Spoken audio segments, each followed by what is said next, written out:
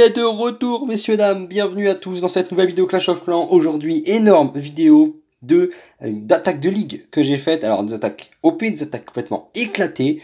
J'espère que vous avez tous passé d'excellentes vacances. Écoutez, là, la pause est donc terminée. On repart.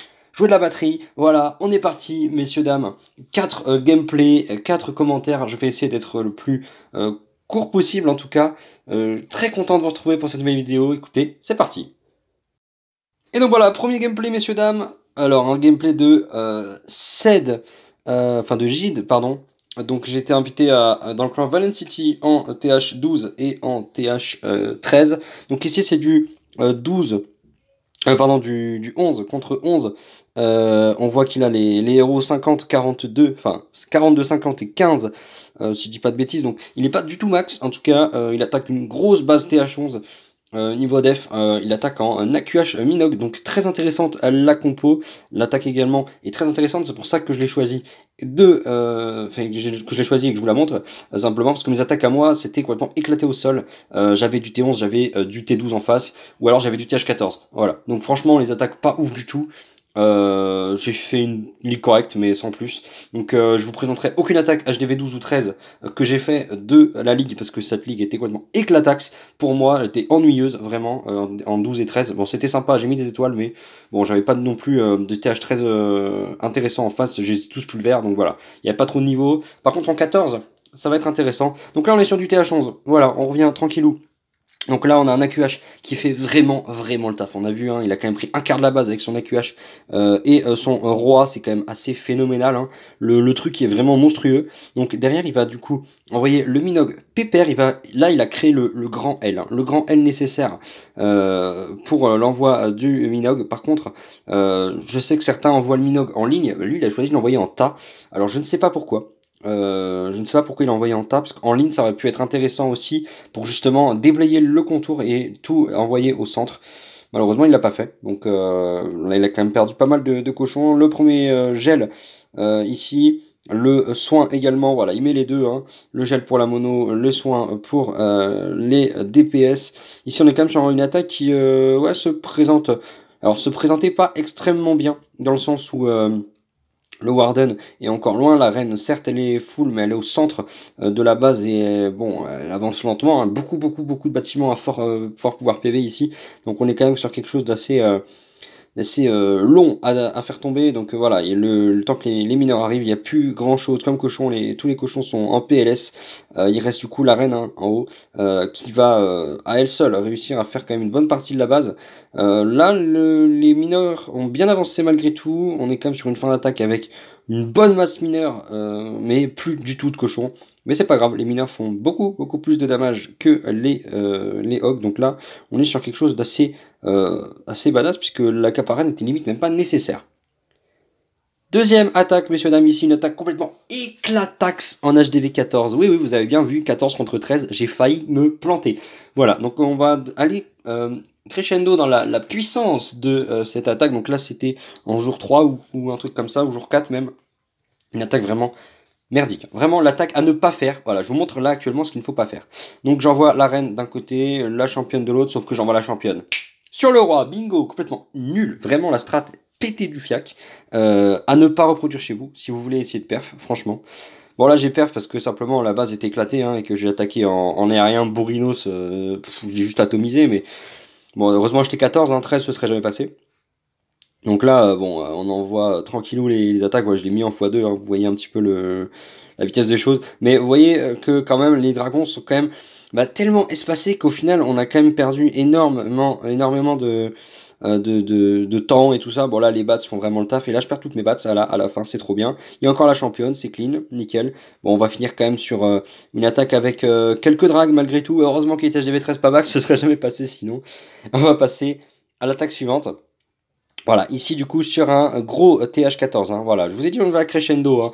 Je vous mettrai la plus belle attaque que j'ai fait sur un TH14 en fin de vidéo, hein, bien entendu. Donc ici on déblaye avec des gobelins furtifs tranquillement sur les réserves, plutôt sur les extracteurs, c'est mieux. Deuxième partie de déblayage, on envoie un bébé dragon avec un gobelin, un super cob. Ici, on va envoyer les héros. Alors, l'objectif n'est pas d'aller chercher l'aigle, sinon j'aurais pris 2 super sapeurs. L'objectif est de déblayer tout pour que justement tout aille sur l'aigle artilleur et l'entière directement quand je les enverrai. C'est le but. Hein. Le but, c'est vraiment de déblayer toute cette surface devant pour que derrière, en fait, il y ait absolument un chemin libre vers l'aigle artilleur et qu'en fait, les dragons arrivent directement sur les défenses ennuyeuses et reloues de cette base. Donc, aigle, warden, anti-air, éventuellement. Les Arkix, ce serait toujours OP. Malheureusement, la tour de sorcier sur la gauche qui ne tombe pas, celle qui est juste au niveau de la championne royale. Donc ça, c'est un petit peu embêtant. En tout cas, c'est pas grave, on a vu le roi est ressorti, parfait. Les héros font ce que je veux. Là, ici, on va envoyer les drags, le warden, les 3 chevaucheurs de dragons, drag rider, bref. Voilà, on envoie tout. On balance la capa warden hyper badass ici. On est quand même sur une base assez chiante à taper. Mais on connaît un peu, voilà, petit sort de rage sur l'HDV. Il y a tout qui pète, COP. Ouais, ouf, on a eu chaud. On envoie les bats à 9h, pardon. On va aller chercher les bâtiments les bâtiments mono qui sont embêtants, donc un petit peu beaucoup de bâtiments. Malheureusement, vous voyez, il y a une petite catapulte là, et je n'ai qu'un seul sort de gel, donc on va essayer de... Voilà, on va regeler ici.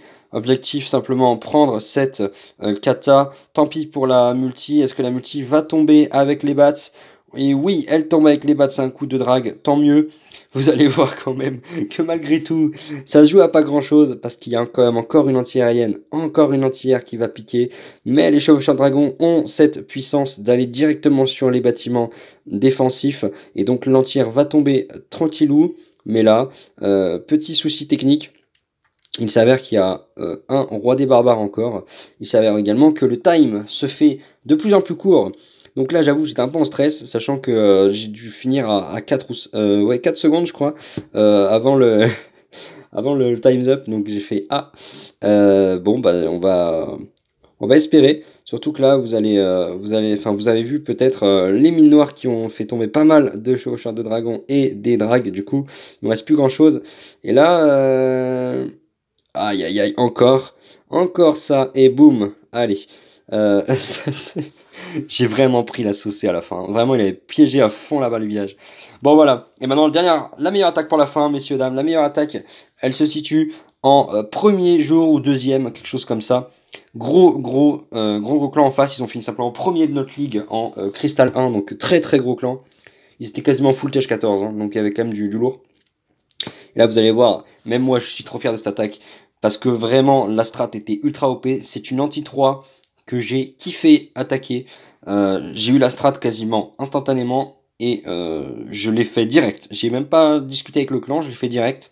J'ai juste pulvérisé la base. Et pourtant, vous voyez, hein, il est quasi max, le mec en face. Les entières, tous les pièges, tous les defs, tout ça. Donc là, on va envoyer d'abord le roi, la reine, pour aller chercher du coup l'aigle artilleur ici. On va mettre la capa, directement la capa roi, pour attirer le roi et éventuellement la reine des archers, pour essayer d'aller la chercher. La reine des archers, il faudrait bien la faire tomber. Ici, je mets un super sapeur, pourquoi? Parce que je ne veux pas que la reine rentre dans le centre de la base, simplement parce que je veux que ce soit les dragons qui fassent le boulot au centre de la base. Ici, on a le Lassie, le yak et la reine qui prennent avec la championne la reine adverse. Avec la championne, je vais chercher une catapulte avec les cabanes d'ouvriers relous là qui sont du coup assez ennuyeuses hein, puisqu'elles soignent les bâtiments. Donc là vraiment la championne a fait un énorme boulot, la reine également. La reine qui va déblayer le contour, c'est parfait. J'envoie la P2 avec les dragons, les ballons. Ici, on va simplement garder le dirigeable dans la main pour l'instant. On va avancer un petit peu sur la base. Vous voyez un petit peu voilà, le CDC. Et bien malheureusement, le CDC, je ne l'avais pas vu. J'avais pas vu les super gargouilles, je pensais que c'était des golems de glace. Ce qui fait que je n'ai pas mis la capa reine et j'aurais dû. Mais bon, ceci dit, la reine a quand même très bien géré le CDC. Donc, pas de CDC ennuyeux pour les dragons. Ici, on est sur un blimp parfait qui va jusqu'à l'HDV. On a tout qui s'ouvre sur les catapultes. On envoie les bats sur la cata. Pourquoi? Simplement parce que derrière, les seuls bâtiments vraiment embêtants qu'il y a, eh ben, ils sont collés. Ce sont les tours de sorciers, TDE et Et je crois que c'est tout. Non, il y a encore des TDS au sud, mais justement, il y avait, avec les bats, il y avait assez de dégâts. Et malheureusement, le dragon qui ne prend pas le focus tout de suite, du coup, je perds beaucoup de bats. Mais les bats ont quand même fait un bon boulot et terminé les dernières défenses. Ça va être tranquillement, la base va se faire atomiser. Voilà, messieurs, dames, c'est tout pour cette ligue. J'espère que ça vous a plu. Bah écoutez, c'est tout pour cette vidéo. Du coup, je vous souhaite une excellente fin d'après-midi. C'était votre ligue, bisous à tous. Et comme le chat est mignon, n'oubliez pas de mettre un petit like et également un commentaire. Grosse bise à tous, c'était Voltanique. Ciao, ciao!